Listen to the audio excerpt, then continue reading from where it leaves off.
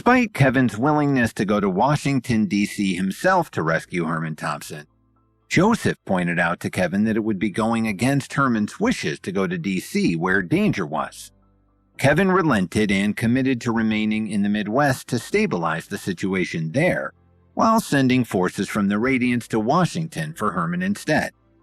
After Joseph left the Swinton family mansion feeling content, Richard turned to Kevin and welcomed him, admiring the honorable young man he had become. Therefore, Richard Swinton felt more and more fond of Kevin. He sighed as he thought to himself, "If Brenda could have ended up with him, it would have been so nice." Richard secretly doubled down on a quest to convince Kevin's father to get in between Kevin and Lily, so that their marriage could be ended and Kevin would be free again and would surely fall into Brenda's arms. "Sir, I'm here mainly to check in on how the Thompson family is doing. I've already organized the experts of the Radiants. When they arrive in St. Louis, I will need you to take care of them for me." Kevin hesitated before he continued. "I might have to return to Chicago soon. There are still some things there that are waiting for me to take care of." Richard looked at him in surprise. "You want to go back so soon? What could possibly be so urgent? Your parents are also here. Don't you want to spend some time with them? Don't you even have enough time to relax and enjoy our company for just a little while?" he asked unhappily. "I'm sorry, sir. I may not have time to spend with you this time, but I promise I will make time for all of you soon. Please, give them my regards," Kevin said apologetically to Richard. Richard just smiled and did not ask any further questions. After all, he knew that Kevin would always do what was best. He knew that for Kevin to leave so soon, it was likely that something very urgent was awaiting his attention. In Chicago's Salix Leaf complex, Lily sat on the sofa. She lowered her head and looked at the coffee table in front of her. She was expressionless and barely moved at all. She looked like an old monk who had entered a meditative state. Rachel sat in a chair to her side and supported her chin with her hand as she slowly ate strawberries off a plate in her lap. Seeing Lily in such a state, she did not know what to say. "Lily, I've been here for so long and I'm trying so hard. Can you at least give me some kind of reaction? Please, just talk to me. Let me help you," she said. Rachel was really speechless. She felt that her earnest words were falling on deaf ears and she didn't know what else she could possibly do at this point. "Rachel, do you know when Kevin will be back? Do you think the Williams family will do anything to hurt my mom?"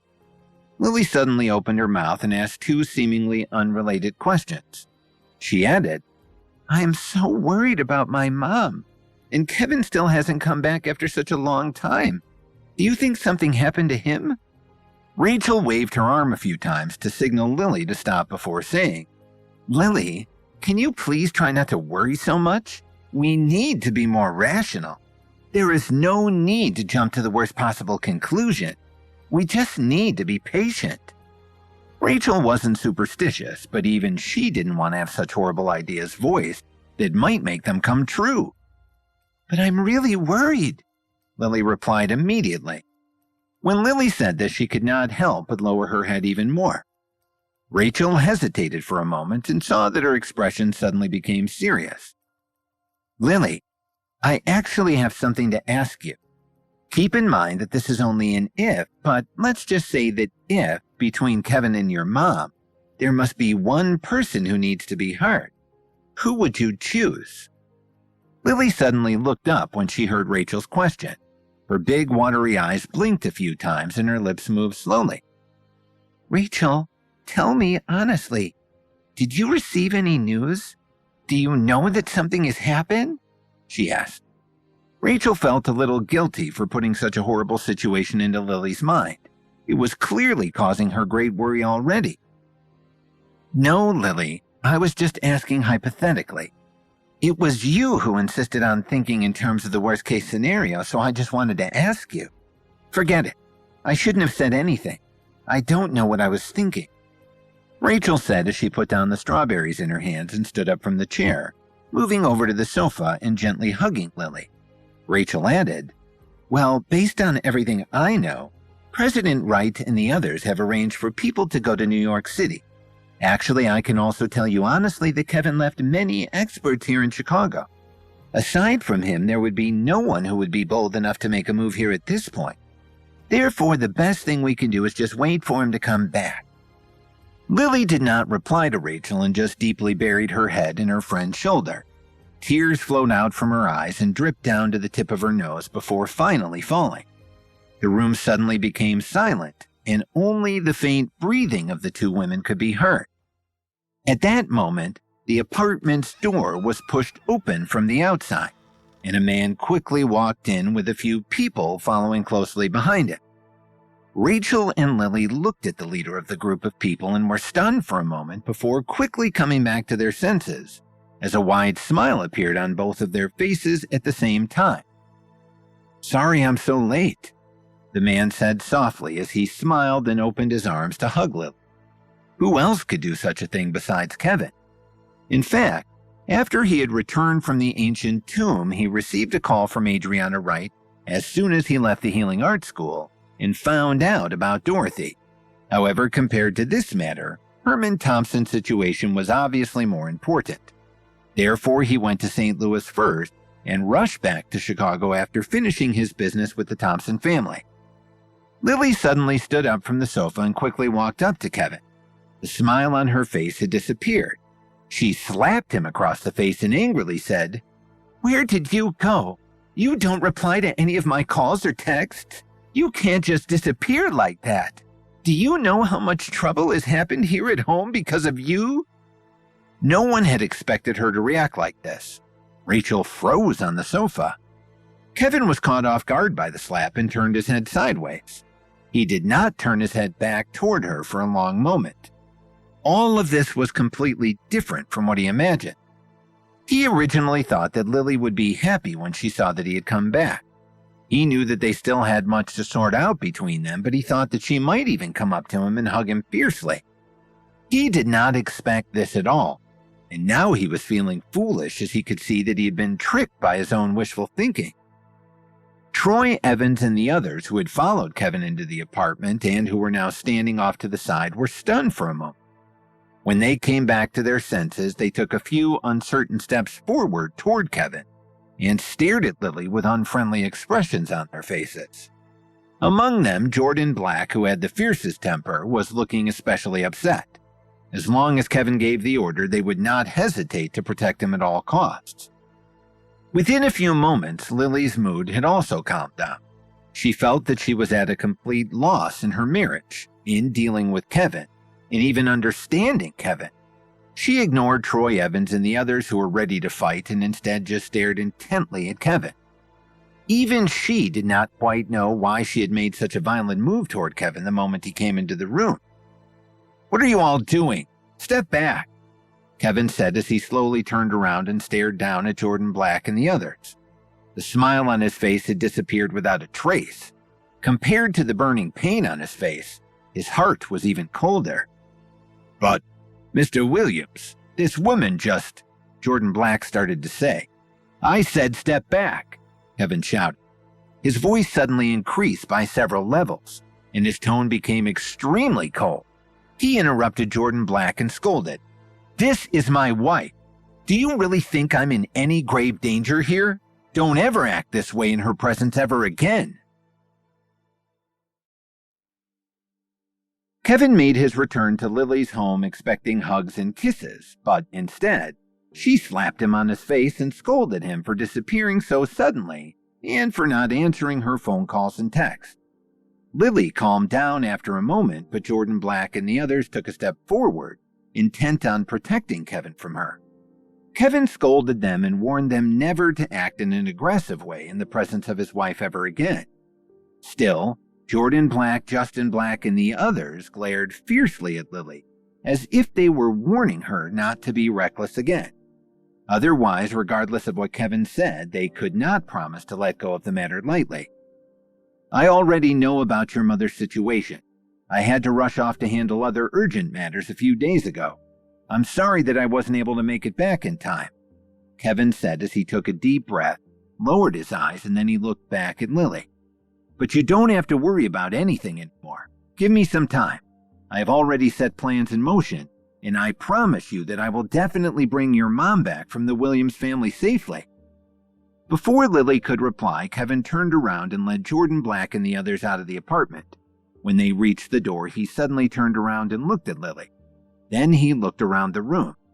The luxurious apartment and the woman he loved more than anything in the world did not give him the slightest feeling of home, and he didn't know exactly why he suddenly felt such emptiness. After he got outside, Kevin looked up at the starry night sky and took a deep breath, as if he wanted to spit out all the bitterness that had been building up in his heart. He did not stay in Chicago for long. Kevin did not even inform Dalton before he gathered his men and headed to New York City. While the distance between the two cities was not close, Kevin had so much on his mind that it felt as though the trip only took an hour or so. Kevin would never forget where the Williams family's home was located. In his heart, he felt that he would be able to find his way home even if New York City were reduced to ashes. When they arrived at the mansion of the Williams family, it was already past midnight. By this time, most of the city was already asleep. Looking at the familiar courtyard through the front gates, Kevin's heart was filled with emotion. Once upon a time, this was his home. Once upon a time, he had left this place like a stray dog with his tail between his legs. And now, he had come to the Williams family to cause trouble. Everything in the past seemed like a dream, but it also seemed like it was a cycle of reincarnation. After stabilizing his mood and his thoughts, Kevin walked forward and kicked open the gate. Half of the heavy gate flew forward into the courtyard, and the loud noise woke up many of the people inside the house. "What the hell is that sound? I was so scared that I jumped right out of bed," someone could be heard shouting. "How the hell should I know?" someone else replied. "Who would dare come here in the middle of the night to cause trouble?" the first person said. One after another, the lights inside the mansion came on as the people of the Williams family woke up and walked out of the house in confusion. Some of them were even half naked, but they rushed toward the front door anyway. The Williams family was among the most powerful in New York City. It was hard to find a match for them in the business and the financial world, so they were shocked that someone would come to kick down their door in the middle of the night. When they saw the person standing resolutely in the courtyard next to the broken gate, half of the anger in their hearts disappeared. Some of them even showed a trace of fear on their faces. Of course, there were still some self-righteous people who were incredibly angry. "Kevin!" Kevin's cousin Ethan muttered as he rubbed his eyes and looked at the man standing not too far away from him. He was stunned for a moment. Then he immediately came back to his senses. "How dare you come here in the middle of the night to cause trouble? We have already done you a huge favor by not coming after you. What the hell?" he shouted. "Shut up," Kevin interrupted him. "Tell Thomas Williams to get the hell out here right now." Kevin didn't even bother to look at his cousin as he shouted towards the depths of the mansion. As soon as his voice fell, the wall of people standing in front of him became restless. Kevin's uncle, Thomas Williams, who was wearing a long white robe, slowly walked out of the mansion. Behind him was his wife, Laura, who was yawning. "Kevin?" Thomas said as he raised his eyebrows sleepily. "What are you doing showing up here in the middle of the night like this? You really have gotten bold, haven't you?" "Huh, I think you're the ones who have grown bold," Kevin replied as he looked at his uncle with a tough expression and clenched his fist tightly. "No matter how you treat me, perhaps I could be willing to overlook it because we are bound by blood. But you should never think that you can touch the people around me." "It seems that you don't take my words to heart. Could it be that your mother-in-law is so cheap in your eyes?" Thomas said nonchalantly. "I came here today to give you one last warning. If you have any other ideas, just come at me, and me alone. Don't touch the people around me. Leave them out of this," Kevin said, not pausing at all. He directly told them what he really thought in his heart.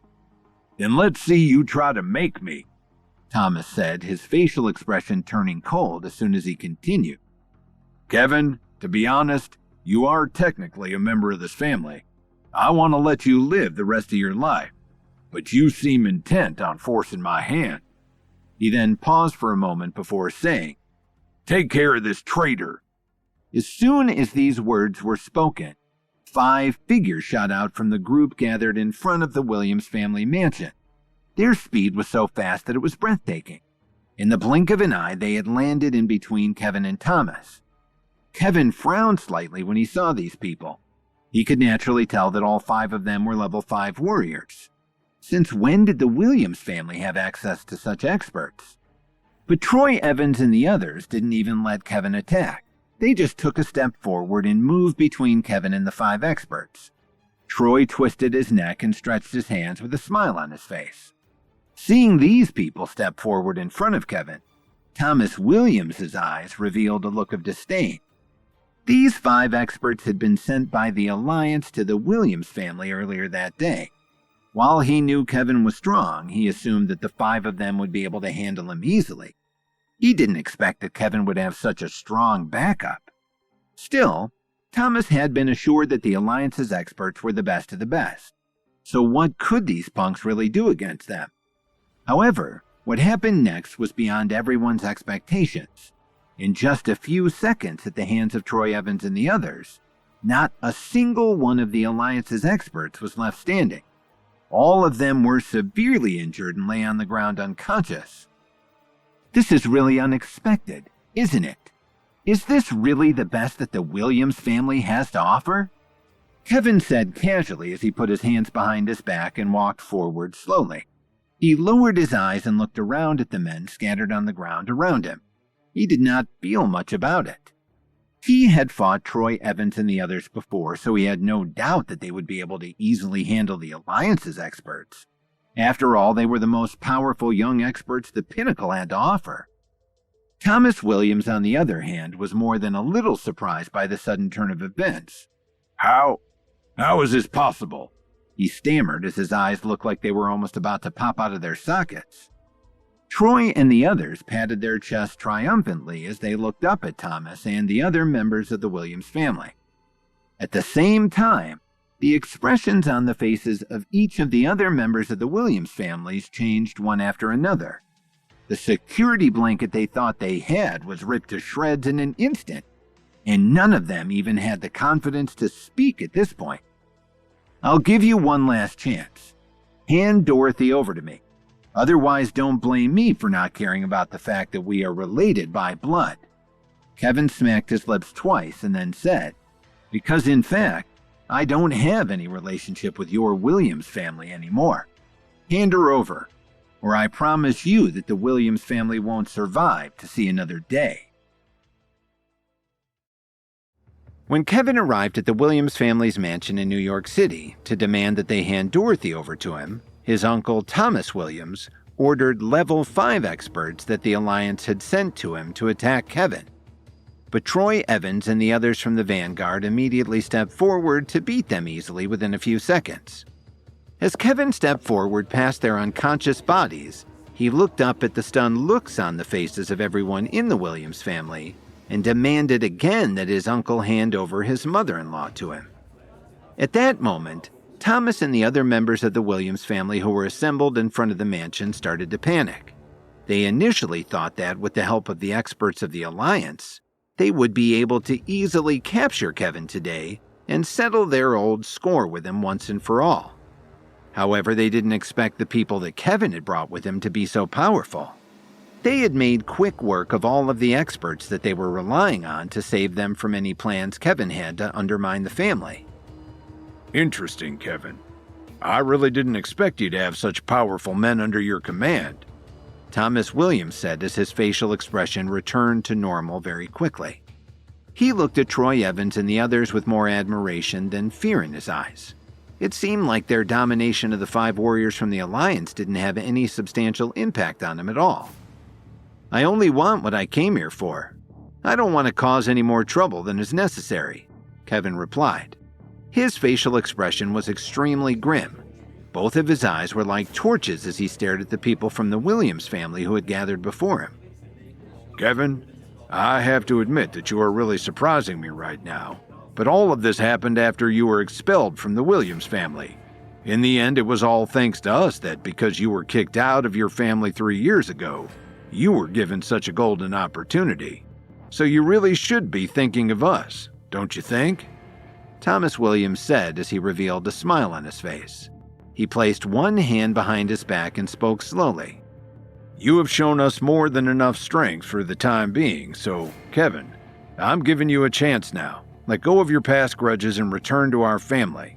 From this point forward, you will still be the heir to our family's fortune. After I die, you will be the leader of the Williams family." "Thomas, what did you just say?" Laura said as she stared at her husband in shock. The other members of the Williams family looked at Thomas in disbelief. They had witnessed how Kevin was expelled from the Williams family just a few short years ago. They had never thought that he would ever be in a position to return one day, let alone that Thomas would so quickly change his mind after what he had just witnessed. Kevin narrowed his eyes and stared at his uncle. His facial expression didn't change much. After a while, Kevin's cousin Ethan was the first one to stand up and protest.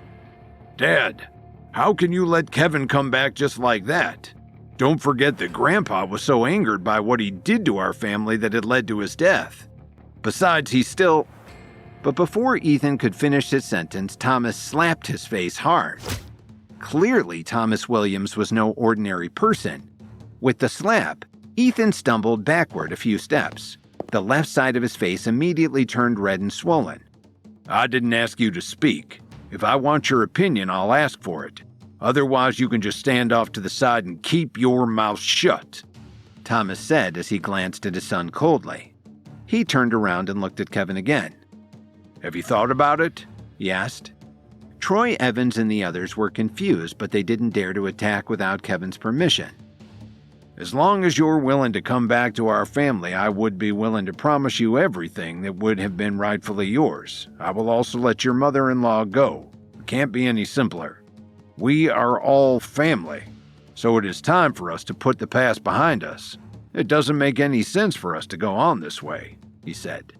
The more Thomas Williams spoke, the more vigorous he became. It was as if everything was going according to his plan. Kevin didn't speak a word. He just quietly stood there in front of him and listened. He lowered his head and slowly walked in front of his uncle. However, the other people gathered alongside Thomas, including Laura Williams, didn't say anything at all. After all, even Ethan had been slapped immediately for speaking out against his father.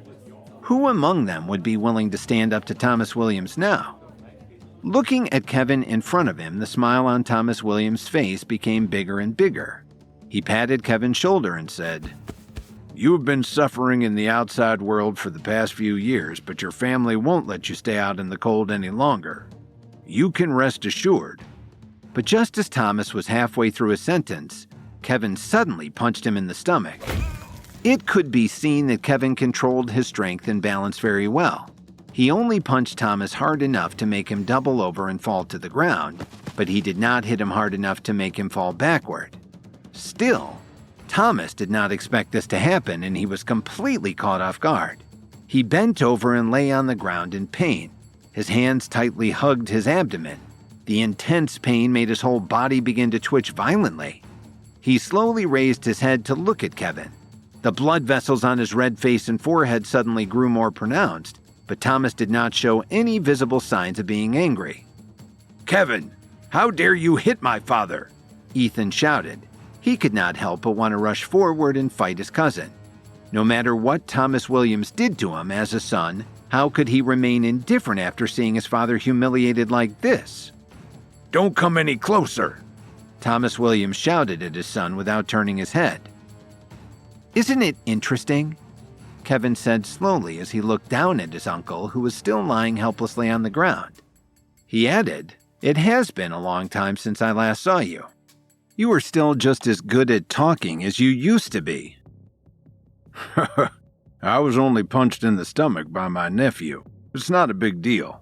Just treat it as an apology," Thomas replied as he took a deep breath and slowly stood up from the ground, enduring the pain. "An apology? Is that what you think?" Kevin replied as he suddenly raised his head and punched Thomas in the face. Thomas began to fall backward, letting out a muffled groan after being hit. But before he could do anything, Kevin grabbed the collar of his shirt to stop him from falling and said, "Do you know what I've been through these past 3 years? If it wasn't for you, would I have ever had to live under someone else's roof and been mocked mercilessly? Do you know how it feels to be humiliated like I have been? To have the rug swept out from under you and suddenly spend every day of your life being belittled like a dog? Do you know what it feels like to sleep on the floor? Do you know how it feels to not be able to look people in the eye?" Kevin seemed to have gone mad. He roared at Thomas Williams. However, Thomas seemed very calm throughout all of this, despite the pain he was in. He quietly looked at Kevin and let him vent all of the resentment in his heart. After more than 5 minutes, Kevin finally stopped yelling. He gasped for breath, and after shouting out all of the words that had been bottled up in his heart for so long, he finally felt better. "Are you feeling better now?" Thomas asked as he gently touched his nose and wiped off the blood. Kevin stared at him with a serious expression. He clenched his fists tightly. At this moment, the anger in his heart was on the verge of exploding. He felt like his anger was water that had accumulated into a reservoir. Usually, if one ignored it, the water would not have anywhere to go. However, when a gap appeared in the dam, even if it was only the size of a bird's nest, it wouldn't take long before a flood started. "Everything that you have returned to the Williams family will belong to you. We will slowly compensate you for what we have done to you in the past," Thomas said as his expression remained calm. There wasn't even a big change in his posture despite the heavy blows he had taken. "No way," Kevin roared and replied. "Compensated? How can you compensate me for what I've been through? Am I in need of money right now? Can you compensate me for the humiliation I've suffered?" "What happened in the past is already in the past. Besides, hasn't everyone who disrespected you already been wiped out?" Thomas replied plainly. "Everyone needs to look forward to the future now. It's no use to stay in the past forever. Your grandfather is no longer here with us, and no matter what, you have the blood of the Williams family in your veins. I couldn't bear to let you be an outsider anymore. This is where you belong." Thomas hoped that this time his words would make more of an impression on Kevin, and more important, that Kevin would believe them. Thomas Williams promised Kevin that he could return to the Williams family and take his rightful place as its leader after he died. Despite the offer to put the past behind them, Kevin walked up to his uncle and punched him hard twice. He shouted at Thomas relentlessly, letting out all of the pent-up anger and frustration he had been keeping inside for so long, telling his uncle that he had no idea what he had been through these past 3 years. Still, his uncle insisted that he come back into the fold, telling him that this is where he belongs. "This is not where I belong. Coming back now would be impossible," Kevin replied, his face turning red. His eyes were bloodshot. "I will tell you one last time. Uncle, listen to me very carefully. 3 years ago, I was told that I was to have nothing to do with this family for the rest of my life. I don't have any intention of that changing today or at any point in the future. The only reason I am here today is to take Dorothy back to my wife with me. After that, I will have nothing to do with the Williams family." The surrounding people all stared at Kevin. For most of them, when they heard what he had said, they heaved a deep sigh of relief in their hearts. No one had been happy when Thomas made the shocking offer to Kevin to come back to the family and to be its eventual leader. This was especially the case for Laura Williams. She couldn't help but reveal a subtle smile on her face. "Someone bring Dorothy to me," Thomas Williams said softly as he waved his hand gently and kept his gaze locked on Kevin. He then said, "No matter what you may think, Kevin, the blood of the Williams family flows in your body. This is a fact that cannot be changed no matter what. It was our fault what happened to you in the past. I really hope that you will accept that and come back someday. I am sure that if your grandfather were alive today, he would feel the same way." Kevin took a deep breath, calming himself down a little. He turned his head and didn't look at anyone from the Williams family. Soon, a few bodyguards from inside the mansion carried Dorothy over to him. Don't worry, she's fine. She was just given a mild sedative. I was just worried that she wouldn't understand the situation. It'll wear off within a few hours, Thomas said without changing his expression. Take her away, Kevin said without even looking at Thomas. He turned around and walked out of the courtyard. Looking at Kevin's back as he left, Thomas Williams' eyes barely showed the evil intent that he still had. After he was gone, the people that had gathered out in front of the mansion began to leave one by one. Laura walked up to her husband quickly and said, "What's wrong with you? You want that bastard to return and come back to our family? Have you completely lost your mind?" she said unhappily. When she heard Thomas Williams make Kevin that offer, she couldn't believe her ears. I agree completely with Mom. Dad, what were you thinking? Do you want that piece of trash to come back? What would happen to me if he had agreed? Ethan added, barely able to contain the state of panic that he was still in. Although he pretended not to care about Kevin on the surface, he was only pretending to be strong on the outside, while inside even Ethan knew he was weak and scared. He had never felt as though he could really compare to his cousin, and the display that Kevin had just put on tonight only made him much more insecure. Ethan could clearly remember that ever since he was young, he had never done anything better than Kevin. If it wasn't for the incident 3 years ago, he was afraid that he would be overshadowed by him for the rest of his life. To hear his father speak to his cousin like this now, after 3 years, was like a knife being twisted in his back. The next second, a popping sound could be heard. The people from the Williams family who hadn't left immediately turned around. At first, they thought that it was Kevin who had returned, but what they saw was Ethan being slapped hard again by Thomas Williams. You idiot! How did I get stuck with a useless piece of trash like you as a son? Thomas yelled as he looked down at his son. He kicked his son in the stomach and continued to scold him coldly. Look at Kevin. He is only 1 year older than you. But look at what he has been able to do despite the years that he has been expelled from this family. The stock he bought has not only risen sharply, he has also made the Williams Company, which you are supposedly going to be in charge of someday, an incredible amount of money. His power base has already reached a terrifying level. And look at you. You're nothing but a disappointment, Thomas shouted. Thomas panted heavily as he looked down at the son who had failed to meet his expectations time and time again. He kept kicking Ethan while he roared. If you only knew the meaning of working hard. You've been spoiled your entire life and you have nothing to show for it. Is it really a surprise to you that I would have to ask Kevin to come back? When Thomas Williams was still young, he heard someone say to his father that he was lucky to have a son like Alan Williams. Now he finally understood how those people felt. All right, stop fighting, Laura said as she stepped between them, unable to take it any longer. She pushed her husband away and spread out her arms to protect her son. Are you crazy? Ethan is your son, she shouted.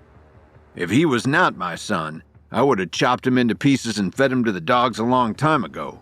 He does nothing all day long. Whenever he gets into trouble, it's up to me to bail him out. He is good for nothing, Thomas shouted angrily. His fingers were trembling as he pointed at his son, who was still curled up in a ball on the ground beneath him. The rest of the people from the Williams family didn't dare to get involved in the matter. They just quietly made their way back inside the mansion. After pausing for a moment, Thomas took one last look at his son before turning and going back inside. Meanwhile, the lights inside the apartment at the Salix Leaf complex were still on, even though it was well past midnight. Rachel had laid down on the sofa and fallen asleep. A bit of drool even trickled out from the corner of her mouth. She smacked her lips a few times. It seemed like she was dreaming about eating something delicious. Lily sat on the sofa with her arms wrapped around her long legs. She lowered her head and didn't know what to do to keep her mind occupied. From time to time, she would take a deep breath and let her thoughts go back to her problems with her marriage, with her mother, and with her life. After an unknown period of time, the door of the apartment suddenly swung open. Kevin quickly walked in.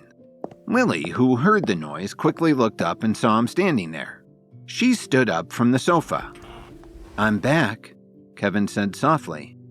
"How is my mom?" Lily said immediately as she quickly walked to him. She looked past him into the hallway and spoke nervously. The slight smile on Kevin's face gradually disappeared. He looked at Lily with an expressionless face. "Say something. How is my mother? Is she okay? Did you not save her from the Williams family?" Lily demanded. She did not seem to notice Kevin's change at all. She was so anxious that she looked like she was about to go crazy. After a long moment, Kevin gradually exhaled and said in a low voice, "Don't worry. Your mother has been rescued, but she is still on the way back." "Really? That's great!"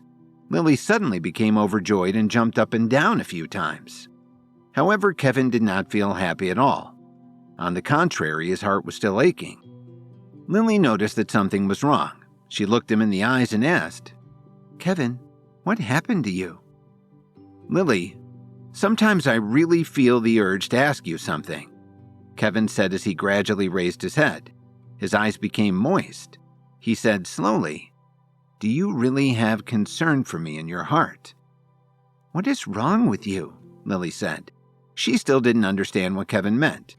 Kevin took a few deep breaths and said again, "Lily, you and I are husband and wife. I hope that no matter what happens in the future, at the end of the day, you will always ask me if I'm okay." Lily finally reacted when these words came out. She realized that she had been ignoring Kevin's well-being and really seemed to only be concerned about Dorothy.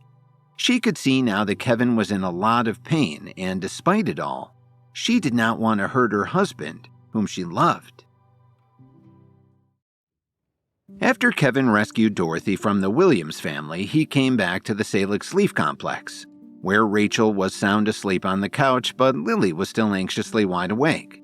When Kevin walked into the apartment, Lily immediately rushed over and demanded to know if her mother was okay. Kevin assured her that she was safe and that she was on her way home. However, he made it clear that he was struggling, and that he hoped that Lily would be able to recognize that fact too. However, just as Lily was about to say something, Kevin turned around and began to walk out of the apartment.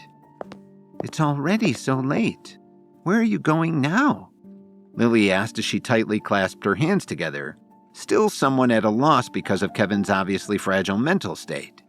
She also realized her mistake, but there was nothing she could do about it now. Now that she wanted to make up for it, it was clear that her efforts would be in vain. "Where can I go?" Kevin replied. He seemed to be asking Lily a question, but also seemed to be asking himself. "I still have some things I need to do. Get some rest. Someone will bring your mom back soon," he added softly. After saying these words, Kevin quickly left. Tears silently flowed down from the corners of Lily's eyes. She knew that she had said something wrong, but she didn't know how to fix it now. In the mansion of the Morris family in Washington, D.C., the antique hall was filled with the most important members of the family. The leader was a middle-aged man who sat in an armchair. His eyes were like fiery torches as he looked at everyone in the room around him. Every time he looked at them, everyone present would feel as if they had a cold light piercing their backs. They would immediately lower their heads the moment they made eye contact. If there was an outsider present, they would definitely be able to tell that the position of this high-ranking official within the Morris family outranked all the other family members. The gazes of the people on the left and right were filled with intensity when they looked at each other. However, some of the people who were leaning against the wall had their arms crossed in front of their chests. Jake Morris and Calvin Morris were the leaders of the two factions to the left and right. "I called everyone here today mainly to talk about what happened in Washington, D.C. recently," the middle-aged man said as he took a sip of coffee, speaking slowly but clearly. It was just a few words, but it caused the temperature in the vast room to feel as though it had dropped by several degrees. As a result, the room seemed to have become even quieter. "I heard that some of you are using the name of this family to pressure people within the government. Is this true?" the middle-aged man said, his tone remaining very cold. as if he did not have much emotion at all. No one noticed that after Jake Morris heard the man's words, a meaningful smile appeared at the corner of his mouth. At that moment, the middle-aged man spoke again. "Remember that 30 years ago, our family did not take part in any of the government's affairs. Instead, we focused solely on concealing our strength and our wealth, biding our time and waiting for the most opportune moment. I never thought that someone would dare to go against the family's way of doing things." He paused for a moment before adding, "I would like to ask all of you here, who is in charge of the Morris family? Is it because someone saw that I am getting older and couldn't control the impulse in his heart, thinking that a changing of the guard would be arriving sooner?" As soon as these words were spoken, many of the people present couldn't help but tremble slightly. Some even buried their heads even lower, not daring to even breathe too loudly. "Now listen up. I'll give all of you here a chance to take the initiative and step forward to admit your mistakes. Perhaps you'll be able to have some leniency," the man said as his index finger tapped on the long table rhythmically. His gaze swept across everyone. In the end, no one even moved a muscle. Calvin Morris's eyes were about to narrow into a slit, and his face seemed to be covered with a layer of cold frost, seemingly frozen in place with a vacant expression. However, the people sitting or standing beside him all had serious expressions on their faces as they tightly squeezed their hands together on their knees nervously. On the contrary, Jake Morris and the others could not suppress the joy in their hearts. Their faces were almost bursting with joy. Very few people knew that, although the Morris family had a rich foundation and a powerful legacy, they had always been divided into several factions. This was especially the case since the competition between Jake and Calvin Morris had become more and more intense these past few years.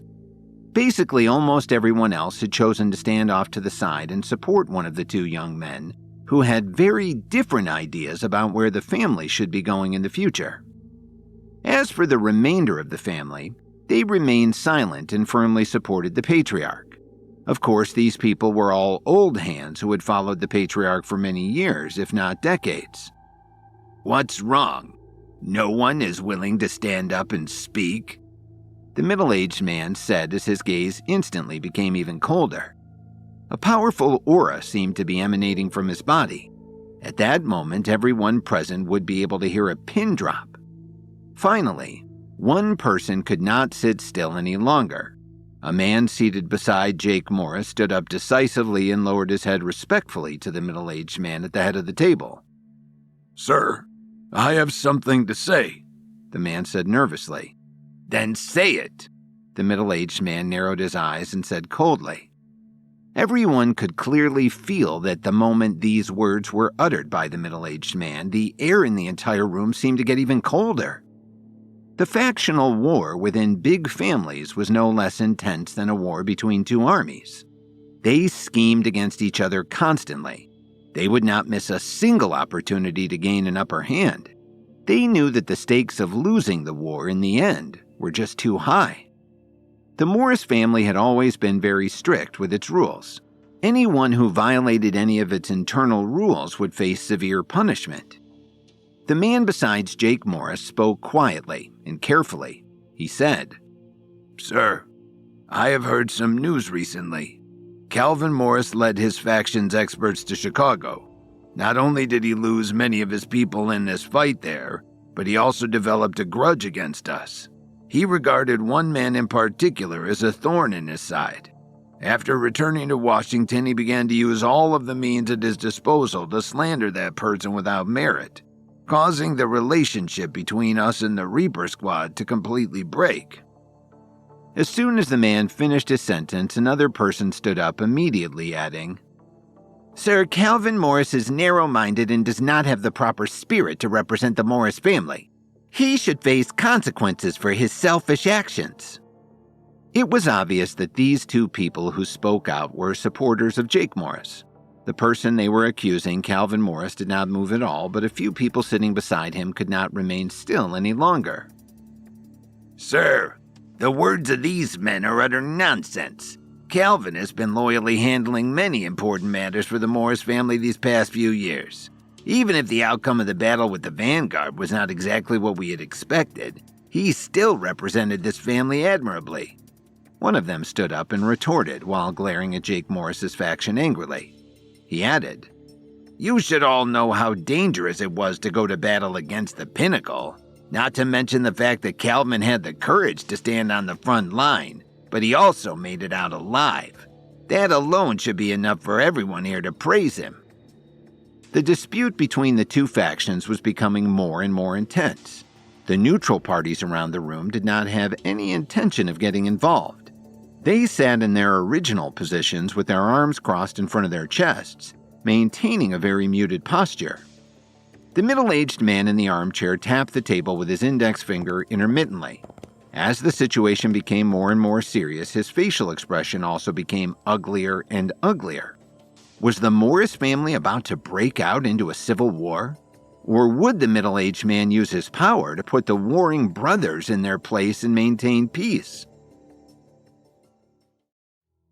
As the two factions of the Morris family were gathered around a table with the family's patriarch seated at its head, tensions ran high. The patriarch demanded an explanation for who was acting against the family's traditions in approaching the government to intervene in the matter of Kevin's alleged collusion with members of the Pinnacle. Two people loyal to Jake Morris stood up and accused Calvin of taking selfish action in this regard, and another stood up to defend Calvin, saying that he performed bravely and admirably in the battle with the Pinnacle. He knew better than anyone else in his heart that the Morris family's reputation was the most important thing to maintain. Although the Morris family had become more and more powerful over the years, they still had to rely on some government forces to develop further. Although they had done some shady things in the past, they had never double-crossed anyone in one of those official positions of power, and the patriarch was not about to let Calvin and Jake's personal war ruin the family's reputation. No matter how powerful they were, he was well aware that there was no family in this world that could go head-to-head with the government and live to tell about it. However, when the matter before him devolved into a conflict between factions within the Morris family, the nature of the issue completely changed. "Enough!" The middle-aged man forcefully slapped the table. Everyone in the hall shut their mouths right away. No matter how much they wanted to topple the other faction, they did not dare to be impolite and continue their arguing in front of their patriarch. "I don't care what the issue is, but I am warning all of you. From today onward, stop what you're doing. Right now is a critical moment for the future of this family. Everyone must find a way to put aside their personal grudges and keep their focus on the ultimate goal," he said. After the man finished speaking, he paused for a moment and directed his cold gaze at Jake Morris and then at Calvin Morris before he stood up and quickly left the room. Once the family patriarch had left, the remaining people in the room naturally had no reason to stay. Suddenly, Jake Morris walked quickly over to Calvin Morris and looked down at him disdainfully. "I have to admit that I'm impressed that you've been able to stay unharmed so far. Or maybe you're just really lucky," he said. Calvin scoffed and didn't even look at him. He straightened his clothes and stood up. He pushed his way past Jake Morris and walked out of the room with his people following behind him. In doing so, he completely ignored Jake. "Calvin is really too arrogant to ever lead this family," someone said.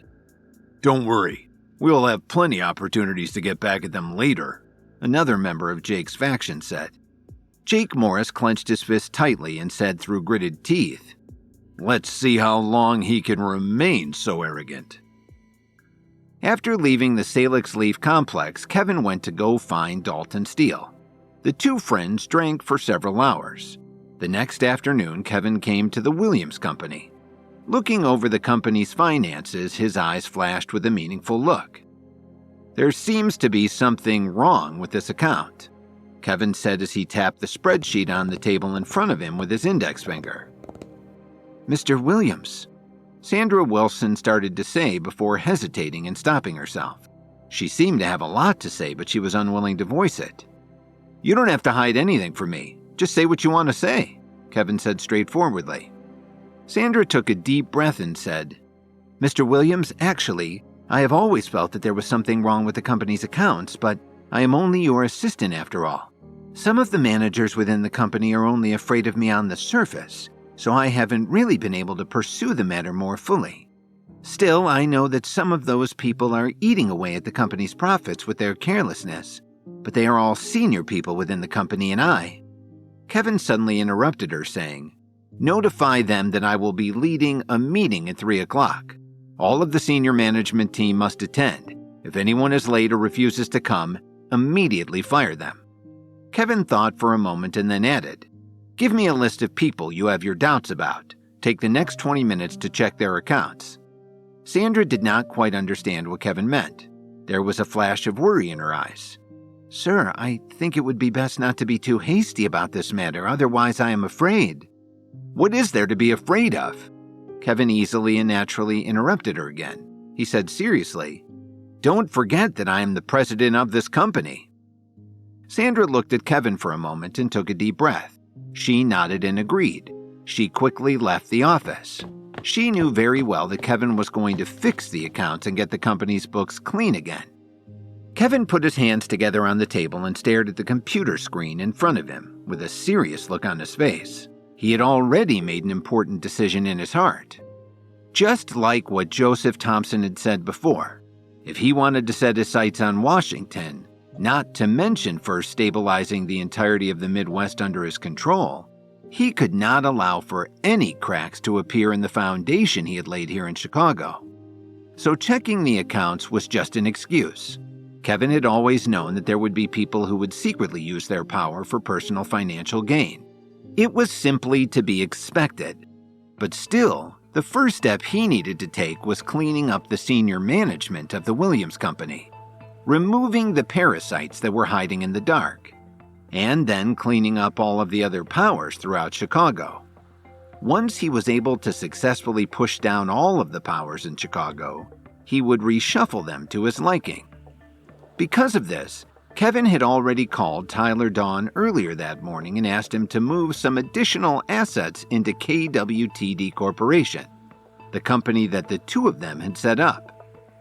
Time passed by slowly, and soon it was 3 o'clock. The large meeting room was filled with the senior management of the Williams Company, and some of them were chatting with the people around them with relaxed expressions on their faces. Those who were chatting were naive. They didn't know what was coming. However, some of them had very anxious expressions on their faces. From time to time, they would exchange glances with a few other people seated around them. They were all old hands who had been in the business for a very long time. They could vaguely feel that something bad was about to happen. The president, who had not been at the company for a long time, suddenly called an emergency last-minute meeting. Wasn't that a clear signal that something wasn't right?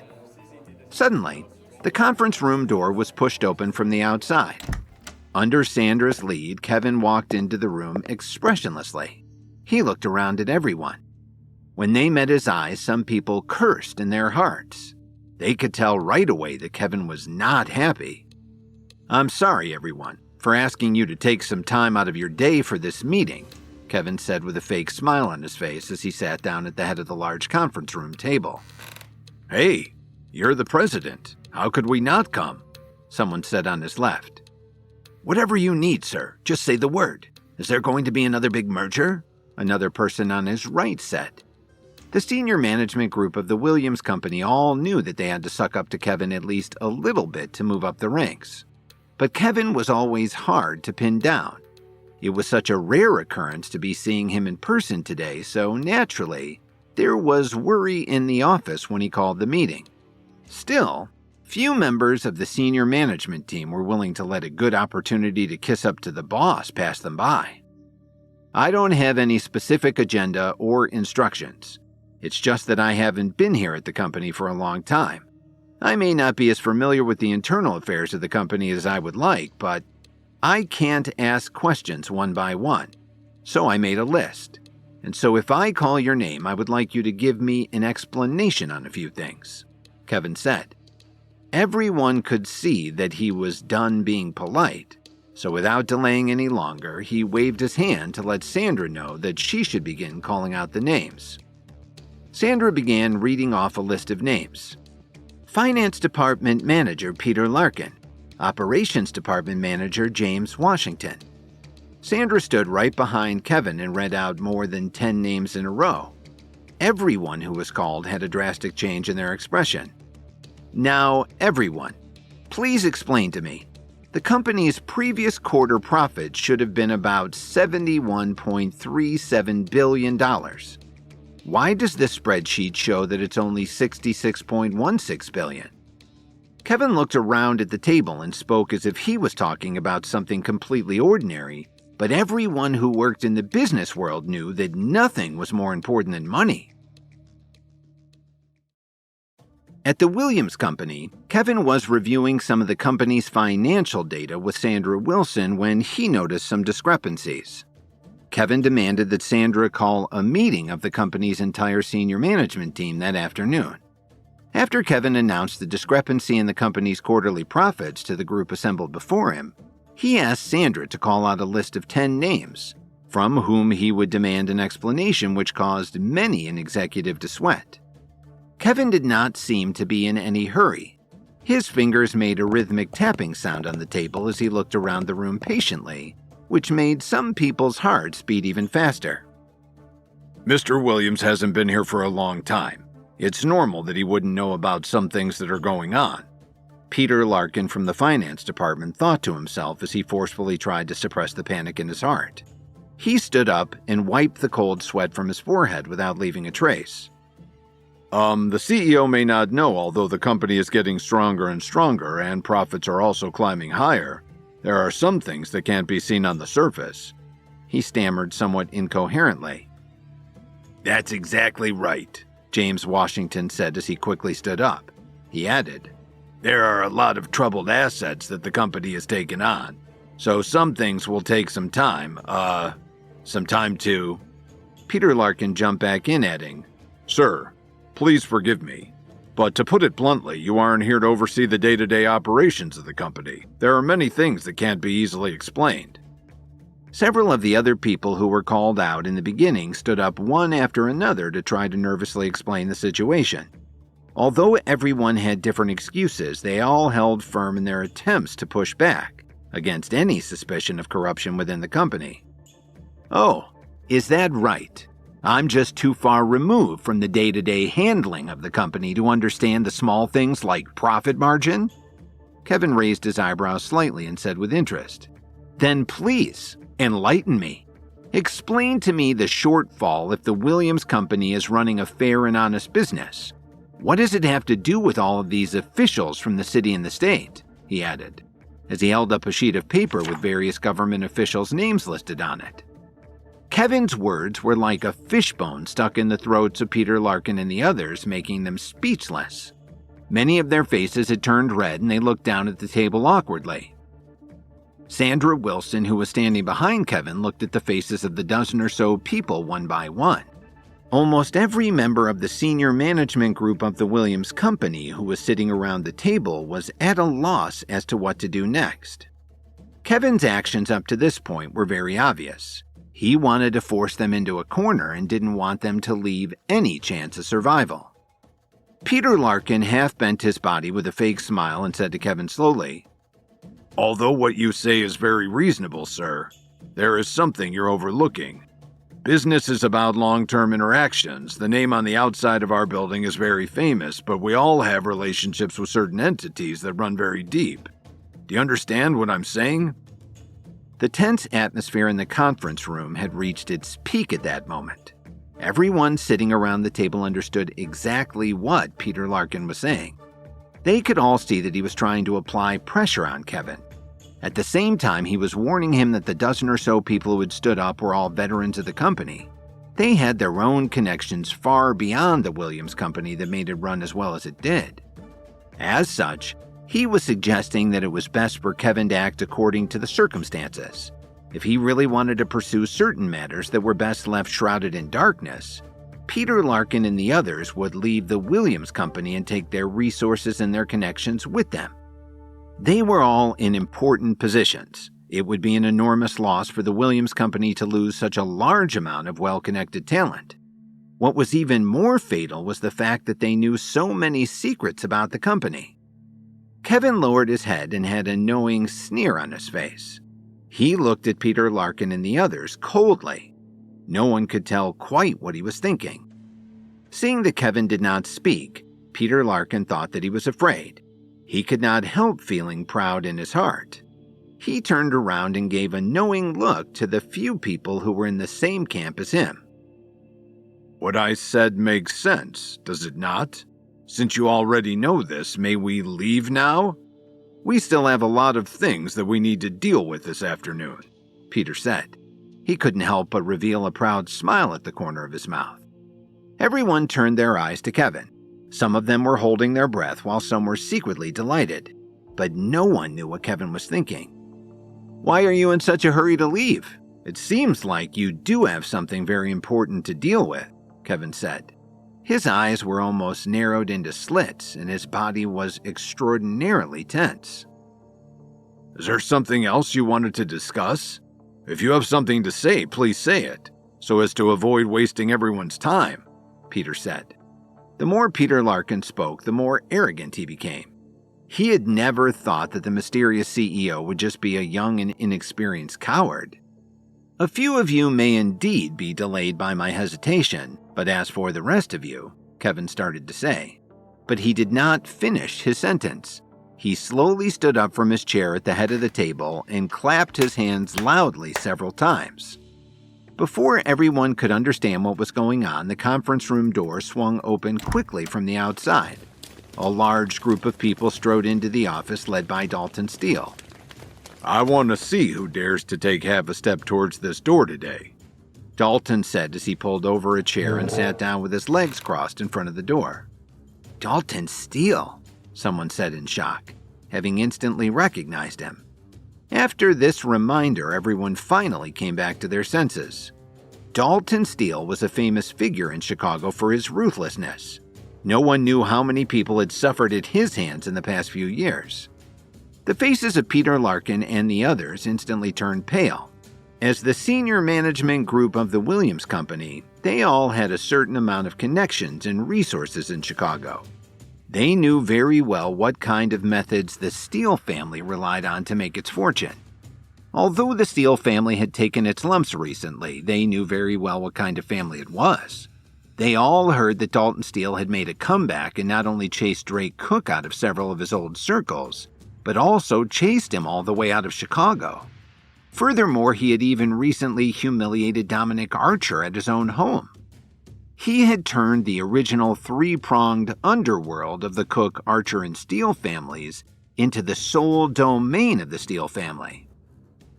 Wait a minute, what's going on here? Peter Larkin said as his breathing became half a beat slower. Oh, nothing. I just feel that there are some things that I need to discuss with all of you, Kevin said casually as he took a document from Sanders' hand. He threw it hard on the table in front of him. You just need to tell me where the money went, and then you can leave. Otherwise, Dalton Steele interrupted suddenly, saying, Otherwise, I'll chop you into pieces and throw you into Lake Michigan.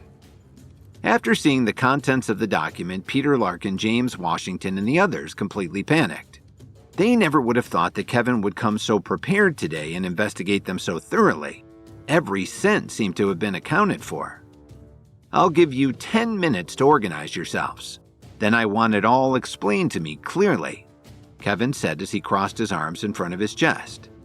Was it even possible to explain it all clearly in just 10 minutes? And it was almost impossible to explain anything, let alone speak, when someone as frightening as Dalton Steele was standing nearby, ready to use force for his friend Kevin. Even if they were given a full day's time, they could only explain away part of it. Sir, are you really prepared to go down this path? Do you really think it would be best to lose me and my people now? Peter Larkin said, his face white as a sheet. Do you know how many secrets I have about this company? I could bring down this whole company, but I don't want to do that. I swear I don't. Just let this matter go.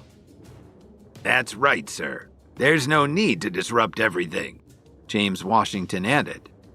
Still, some of the people who had colluded with Peter Larkin seemed to be ready to break. There are 7 minutes left, Kevin announced as he looked at the time. He did not care about what anyone was saying to him. Peter Larkin started to say before he took a deep breath and his chest heaved up and down violently.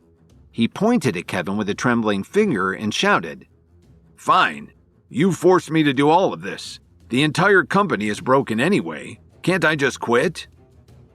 Peter is right. We're all quitting, someone else chimed in. "I don't believe this is happening today. If we all quit and are no longer employees of the company, how can you continue to imprison us here?" a third person said. Kevin simply leaned back and said faintly, "There are 5 minutes left." "You can stay here by yourself. I'm leaving." Peter waved his hand and got up to walk out of the conference room quickly. Just as the others were about to follow him, Dalton Steele suddenly moved. He grabbed Peter's shoulder and whispered menacingly in his ear, "Hello? Did you not hear me? Are you deaf? Didn't you hear what I just said before?" Some people would instinctively run away when faced with danger, but other people would instinctively become fearless. Peter Larkin belonged to the latter group. His eyes were wide open as he roared at Dalton Steele. "Who do you think you are? Stop trying to scare me. Just try to stop me if you have the guts." Dalton was stunned at first. Then he immediately laughed out loud. "Great. I didn't realize that you were such a tough guy. It just so happens that I haven't had a chance to practice my mixed martial arts in a while. Today I'll give you a lesson." As soon as he finished speaking, a cold light shot out from Dalton Steele's eyes. He suddenly kicked Peter Larkin's knee. A cracking sound was heard throughout the entire conference room. Everyone's scalps became numb when they heard it, and several people gasped out loud when they heard the sickening noise. Peter Larkin's face instantly turned red, and he let out a blood-curdling scream that sounded like a pig being slaughtered. However, his shoulder was still being tightly gripped by Dalton, which prevented him from bending down and hugging his leg. No matter what, he could not break free from Dalton Steele's grip. "I see that your voice is quite loud. You've been shouting in this office all day, haven't you? I just don't know if you can shout louder," Dalton Steele said as he smiled devilishly and decisively kicked again. The kick landed on Peter's other leg. The intense pain caused Peter's eyes to go wide and he immediately fainted. "I haven't had enough fun yet," Dalton said loudly as he completely ignored the shocked expressions on the faces of the people staring at him in disbelief. He suddenly grabbed Peter's shattered knee and woke him up from the pain. Mr. Williams, please make it stop," Peter screamed as his face twisted in agony. Dalton knew that he'd only have to torture one of the executives, and he was glad to make it Peter. Surely everyone else in the conference room watching Peter's agony would soon be talking. After Peter Larkin and the others threatened to quit and take all of their resources and connections with them, Kevin made a signal. Menacing Dalton Steele suddenly came into the conference room.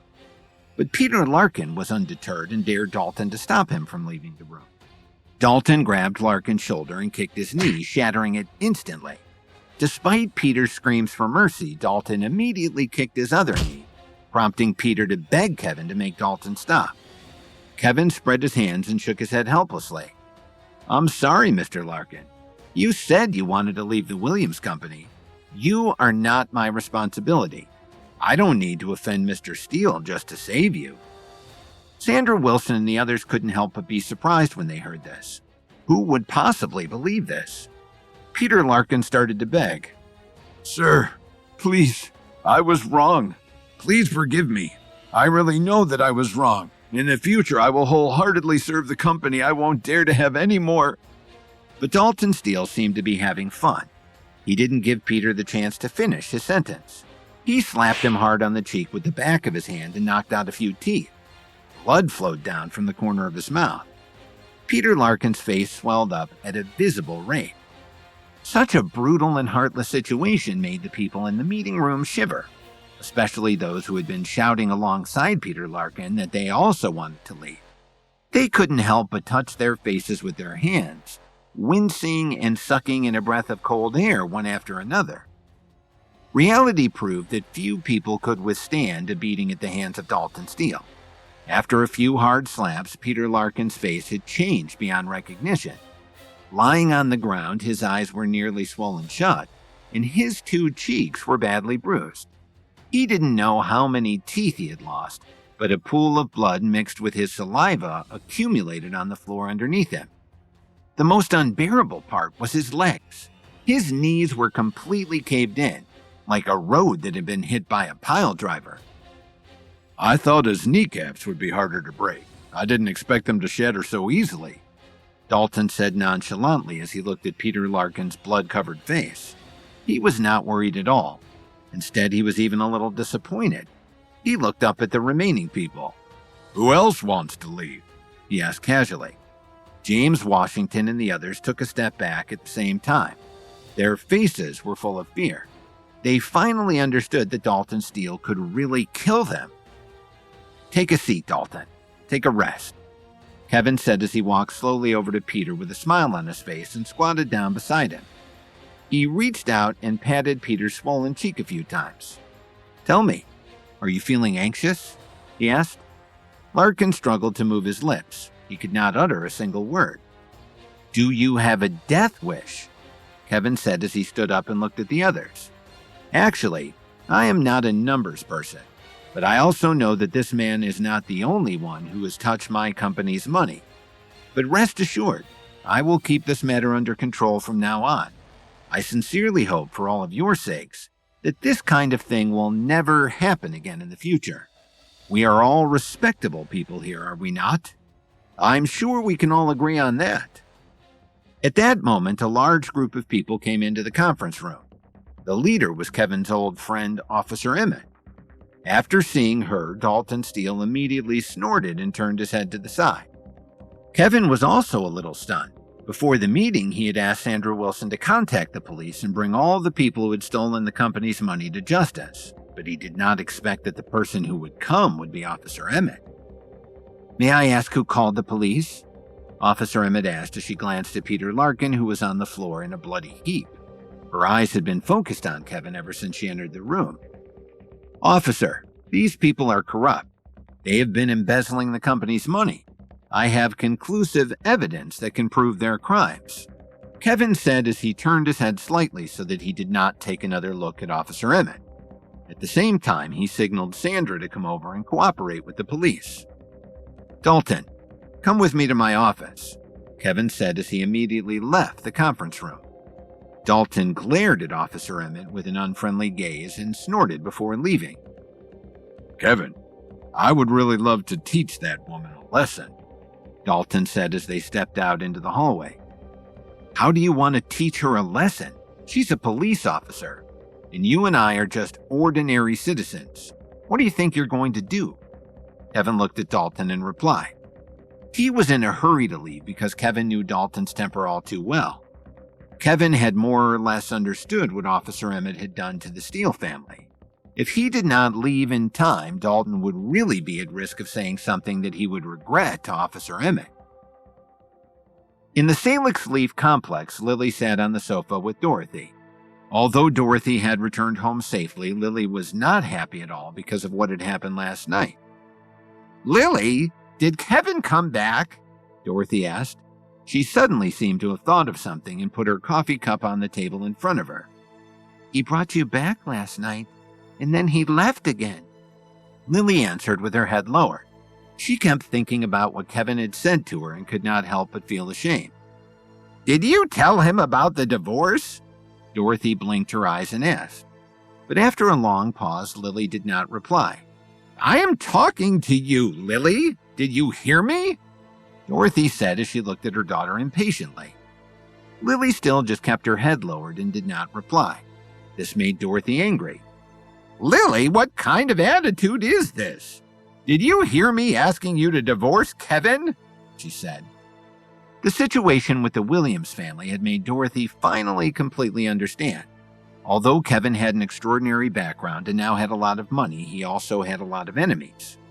Although Dorothy loved money, she cherished her life more than anything else. She did not want to risk her life for more money. Besides, she hadn't been able to get much money out of Kevin anyway. The danger was becoming too apparent to her. It would be better just to force Lily to divorce Kevin as soon as possible. Then she would receive half of his assets and Lily would be free to marry someone else. In any case, Kevin was not the only rich person around these days. There were many good options out there. Divorce, divorce, divorce. That's all I hear from you. You only know how to try to convince me to divorce him every time something happens, Lily said, suddenly becoming very anxious. She stood up and said loudly, Mom, I am your daughter. What does it say that as a mother all you care about is talking about your daughter's divorce all day long? You want me to divorce Kevin. All right, let me ask you. What if I really divorce him? I really don't understand. Why do you resent Kevin so much anyway? Did he let me down? From the time we got married until now, didn't Kevin do whatever you asked of him? What are you yelling about? Dorothy forcefully interrupted Lily and slammed her palm on the table. She scolded sternly. What is so good about Kevin? Do you know that he has another woman on the side? Yes, that's right. He is now rich, but what's the use of that? Have I ever used a single cent from him? As his mother-in-law, not only have I never enjoyed the slightest bit of happiness from his money, but I also have to be on pins and needles all day because of the enemies he has. How many times have we been put in serious danger because of him? I was just kidnapped by his own family, for crying out loud. Did he even give us an explanation this time? Dorothy's words immediately made Lily speechless. It was not that she did not want to come to Kevin's defense, but because she knew that what Dorothy said was the truth. I don't care that much. I just can't live like this anymore. You can only choose between Kevin and me. Dorothy crossed her arms in front of her chest and turned her head to wait for Lily to give her an answer. Then she added, I really don't know what kind of sins I committed in my previous life to give birth to a selfish and ungrateful daughter like you. Dorothy's emotions had gotten the best of her and tears flowed down her cheeks as she spoke. In a beautiful courtyard in Washington, D.C., Herman Thompson sat on an ornate stone table. Sitting opposite him was an old man about the same age. Both of their expressions were very strange. It was as if they were thinking about some difficult problem that lay before them. Old friend, this situation is getting more and more interesting. The people of the Morris family have given up on the tribunal. They even sent people to say good things on his behalf, the old man said with a meaningful smile on his face. He held up a cup of tea in his hand. However, he hadn't taken a single sip of the tea yet. This man was Herman's old friend. Many years ago, both of them were famous young up-and-comers in Washington, D.C. Still, even if they threw their names out now, they would still be famous big shots in the city. Unfortunately, the flow of time could not be stopped. For both of them, all of their edges and corners had been ground down by time, leaving only two old men who were rapidly approaching the end of their lives. The Morris family has always been unpredictable when it comes to these things. There is no need for them to give up halfway, Herman said as he stroked his beard, but he had to admit that he could still not figure out what was going on. Looks like this young man named Kevin Williams still has a lot of secrets that he's keeping. He can make the Morris family spend a lot of effort on it. He can also make them give up halfway. What an amazing young man. I haven't seen the Morris family suffer in anyone's hands quite like this in so many years, the old man said, his eyes full of praise. Old friend, it seems that you still have a good eye. You actually found such a real diamond in the rough. Herman Thompson just shook his head and smiled. It wasn't that he didn't want to answer, but he really didn't know how to respond to his old friend. The old man leaned in and said, All right, let me ask you one more thing. What is the current situation of your family? When are you going to come back to Washington? You and I both understand that we don't have much time left. It would be best to find some time to see each other again, the old man said, his expression suddenly becoming serious. Go to hell. Speak for yourself, old friend. I am very healthy. I can live for another 100 years without any problem, Herman replied snappily. Herman put on a good front, but inside he knew the opposite was true, and it was important to install Kevin in his rightful place as soon as possible. The man said, I'm being serious with you. Back then, the Thompson family sacrificed themselves for the greater good. All these years, everyone remembered your kindness. Don't tell me you want the Thompson family to stay anchored in the Midwest forever. Others may have forgotten about you, but do you think I don't know about you? The Thompson family has been developing very rapidly in the Midwest all these years. But don't you ever think about coming back to the capital? Don't you think you have more to offer? Herman didn't show any reaction at all. He just slowly stroked his beard and gently shook his head. I don't think about it that much anymore. My home in the Midwest is not bad at all. It's a good place to retire, he said. In a courtyard in Washington, D.C., Herman Thompson was sitting drinking tea with an old friend. The man expressed his surprise that a young man like Kevin had been able to draw the ire of the Morris family, only to have them give up on their efforts to accuse him of colluding with the Pinnacle. Complimenting Herman on his keen eye for recognizing rare talent, he tried to encourage him to come back to Washington, telling him that his name still carried a lot of weight and that he still had a lot that he could still accomplish there. A strange expression flashed across the old man's eyes, but he didn't believe a single word of what Herman Thompson said. Spoken like a true politician. The old man curled his lips and said snappily. Oh, come on, Herman said as he laughed out loud. His face suddenly became serious as he said, My family will return to Washington, D.C. sooner or later. It's just that it's not the right time yet. How old are you? How can you say it's not the right time yet? Don't tell me that you're planning to come back here to be buried, the old man said. He couldn't believe that Herman could be so stubborn. Don't worry. My family is well aware of what the right opportunity to return to the capital would look like, but I know that now is not the time to strike. I believe that it won't be long, though, Herman said with a meaningful tone. His old friend raised his eyebrows when he heard that. He had known Herman for many years and knew very well what kind of person he was. He had never said something like that before. Although Herman Thompson had left Washington, D.C. long ago, he was famous for his foresight. The man had maintained a very close relationship with him all these years, but he could never understand what kind of opportunity the Thompson family could possibly be waiting for. The young man you sent, his name is Kevin, right? The old man said, apparently suddenly realizing something. That's right. Kevin is currently lurking in the shadows, but I believe that he will eventually rise and become a star, Herman replied firmly. His friend's pupils shrank when he heard this. He had never heard Herman speak so highly of anyone before. In his office at the Williams Company's building in Chicago, Kevin was chatting with Dalton Steele. Are you free tonight? Kevin asked Dalton as he typed out a text on his phone and sent it to Adriana Wright. Why do you ask?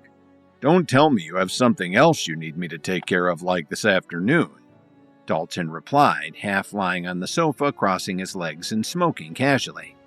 Dalton had barely used any energy batting around Peter Larkin, so perhaps Kevin did want more of his muscle put to good use, and Dalton was always up for a good battle.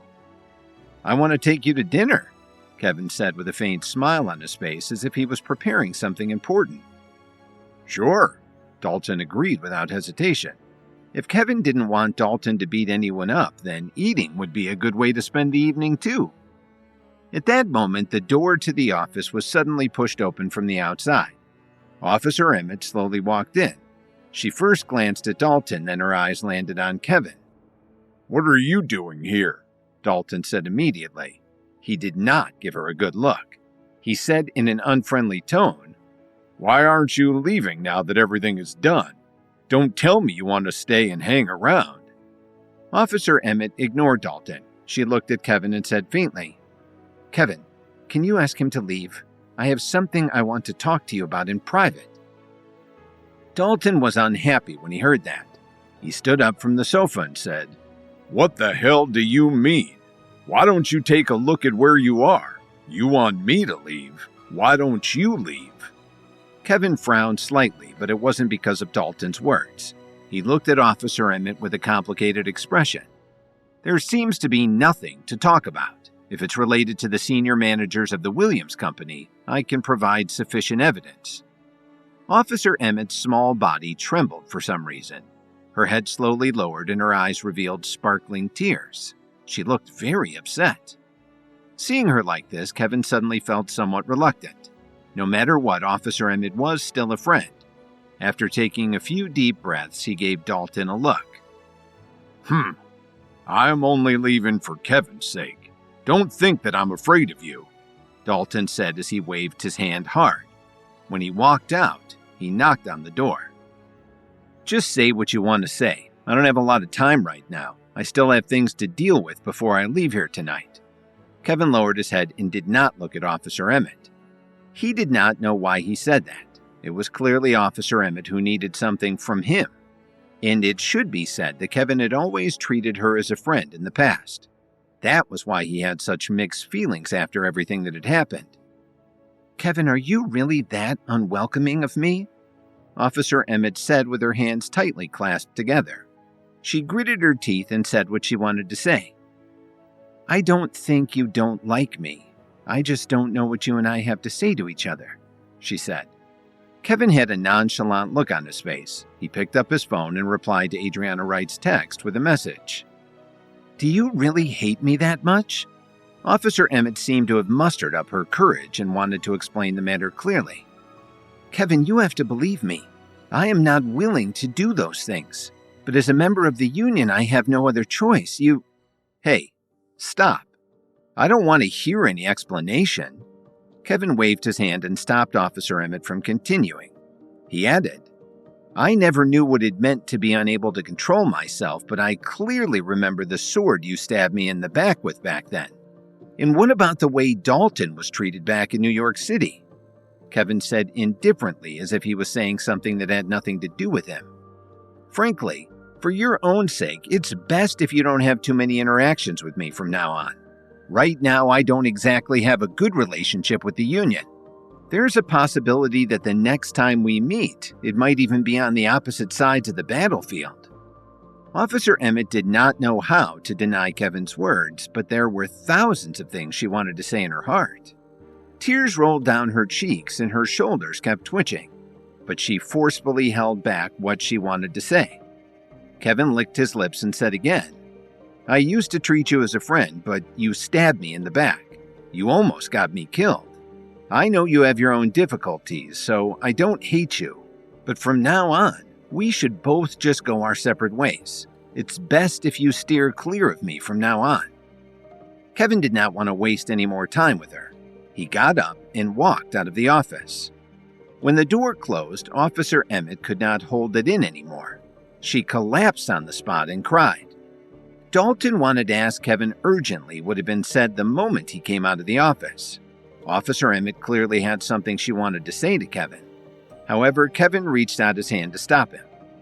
The two of them walked down the stairs together in silence. On their way out of the building's lobby, they attracted the gazes of many employees of the Williams Company.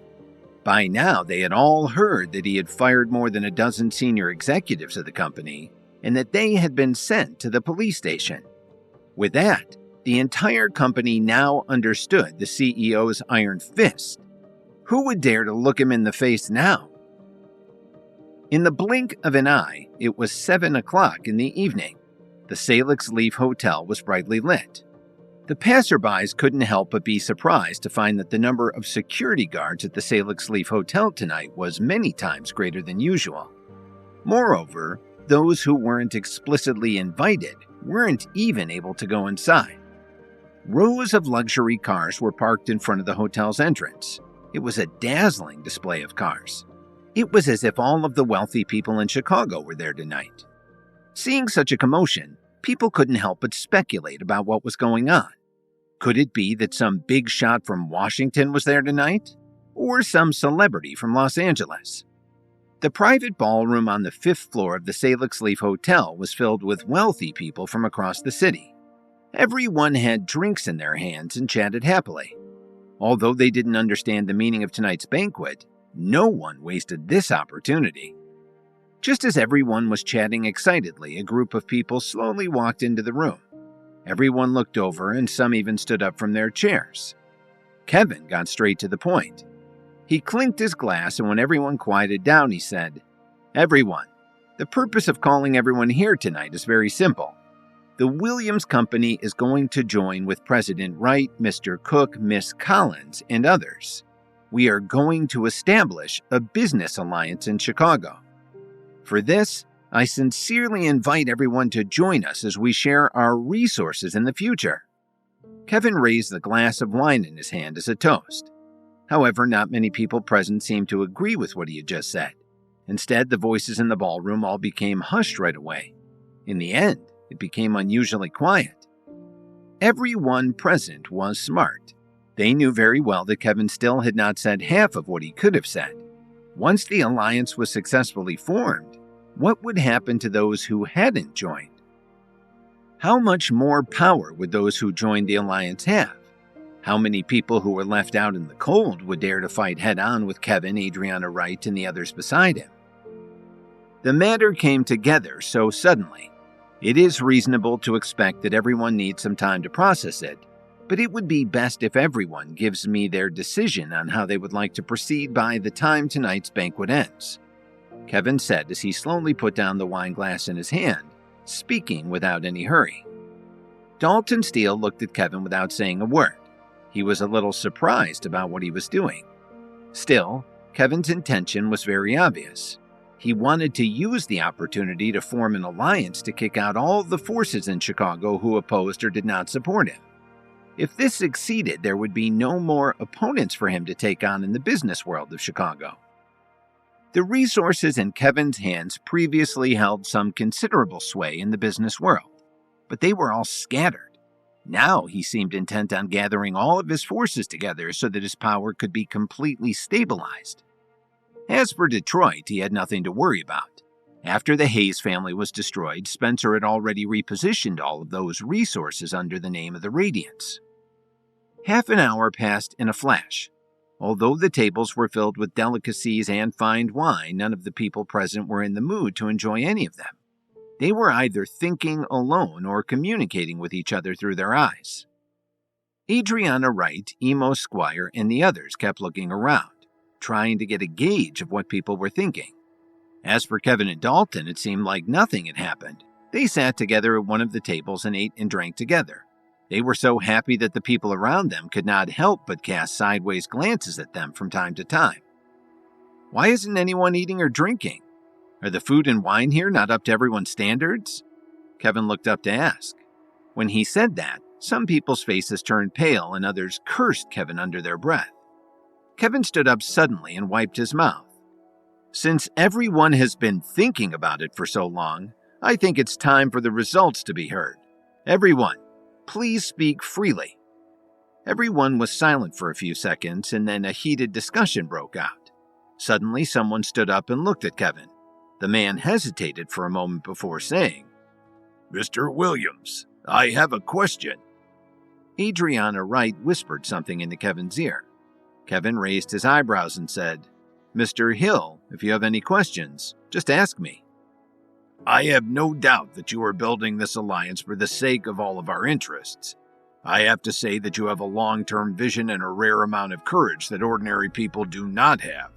You are truly a role model for us," the man said. He didn't seem to care about anything else besides flattering Kevin.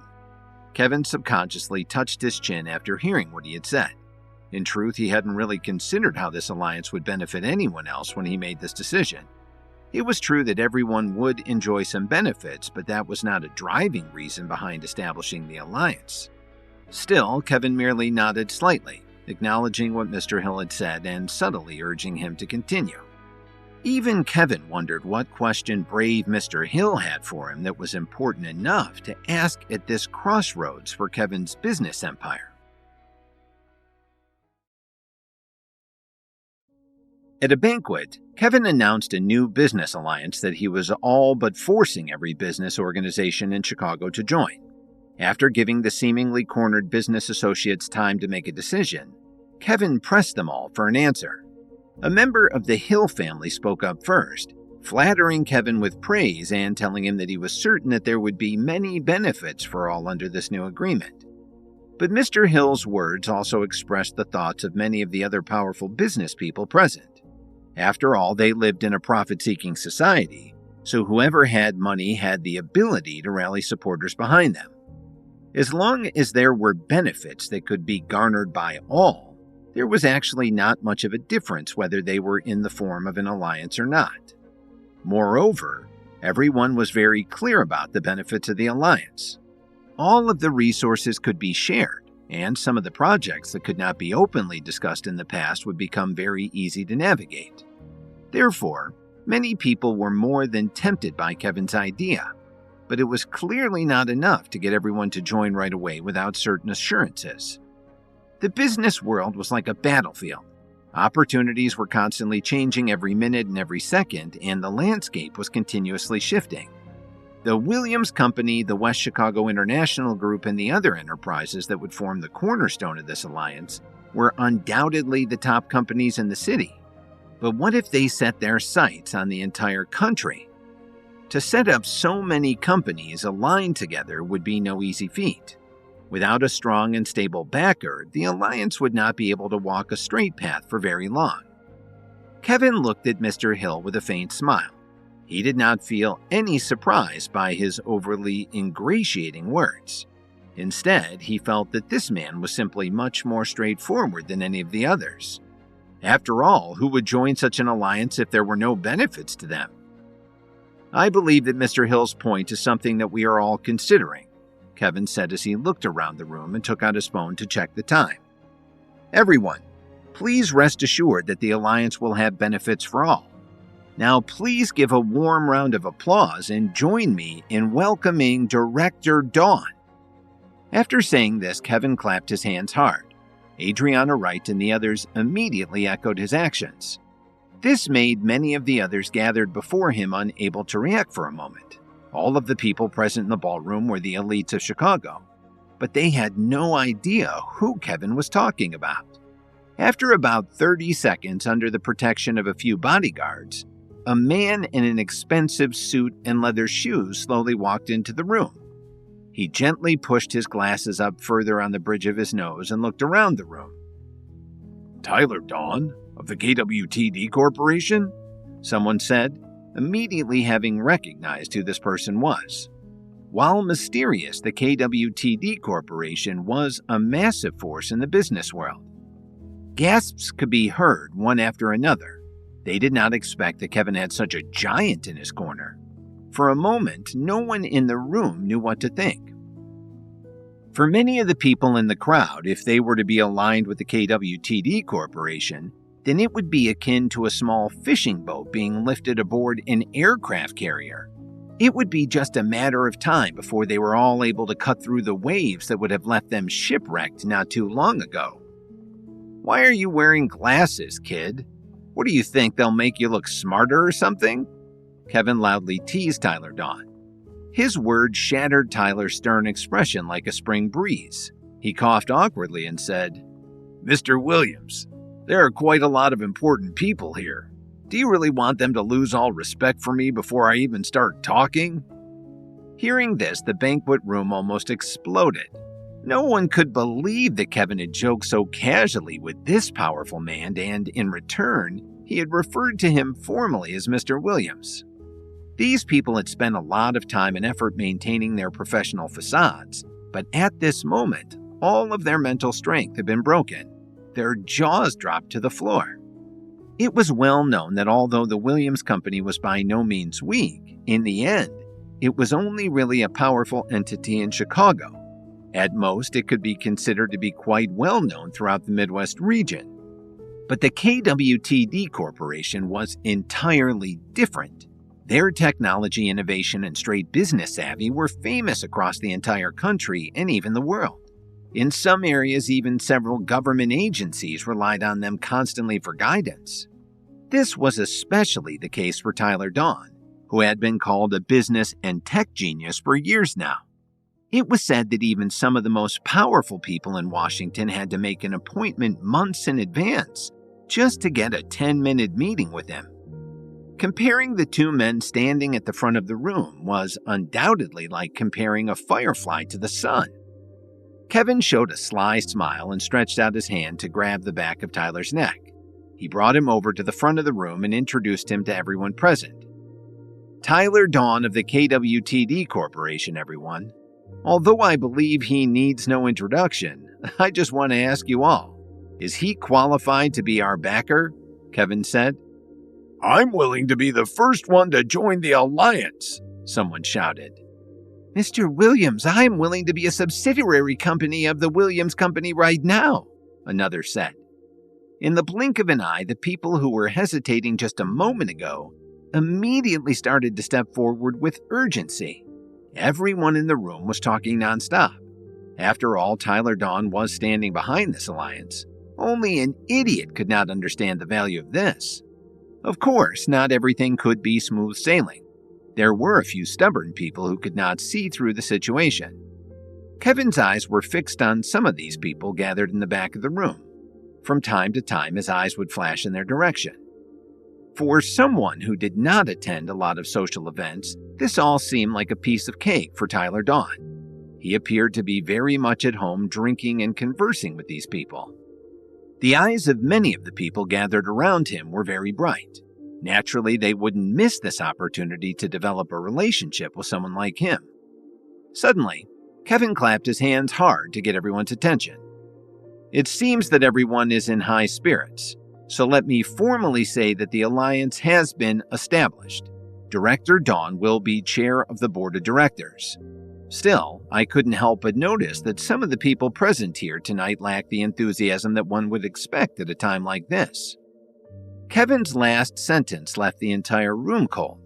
Everyone followed his gaze and quickly found the people he was looking at gathered around a table in the back of the room.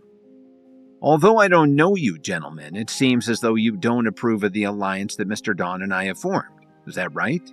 If so, I suggest that you take your business elsewhere and stay out of our way here in Chicago.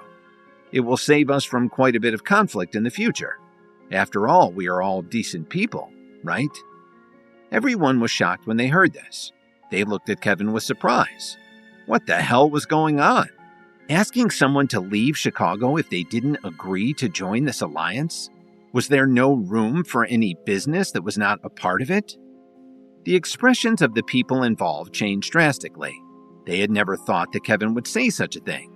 Kevin slowly made his way to the table in the back of the room. One of the men at the table said, "Sir, you should be careful when you say things like that. You have done so much already, but aren't you afraid that in the future—" Kevin interrupted him. Then I congratulate you again for having a bright future ahead of you.